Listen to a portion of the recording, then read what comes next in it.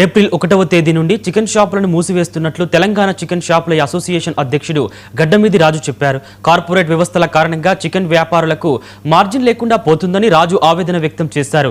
వ్యాపారం చేయడం రోజురోజుకు కష్టంగా మారింది.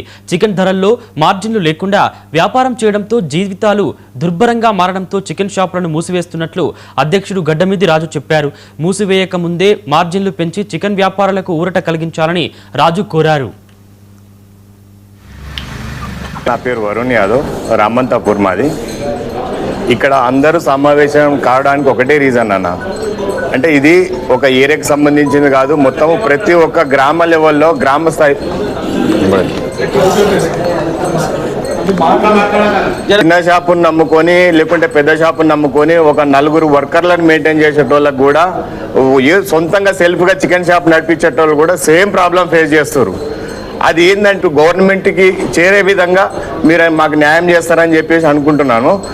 మెయిన్ ఏంటంటే కరోనా స్టార్ట్ అవుతుంది 2022లో అన్నప్పుడు అప్పుడున్న ఇదే పౌల్ట్రీ రంగంలో ఉన్న పెద్ద మనుషులు ఎమ్మటే గవర్నమెంట్ దగ్గరకు ఉరికి, అయ్యో మాకు లక్షల కోట్ల నష్టం పోతాం మేము, మాకు మీకు గవర్నమెంట్ తరఫుకెళ్ళి మీకు హెల్ప్ కావాలి, సపోర్ట్ కావాలంటే నక్లెస్ రోడ్ పీపుల్స్ ప్లాజాలో చికెన్ మేళా ఎగ్ మేళా అని పెట్టి చికెన్ తింటే కరోనా కాదు, కరోనాకి దీనికి చికెన్కే సంబంధం లేదని చెప్పేసి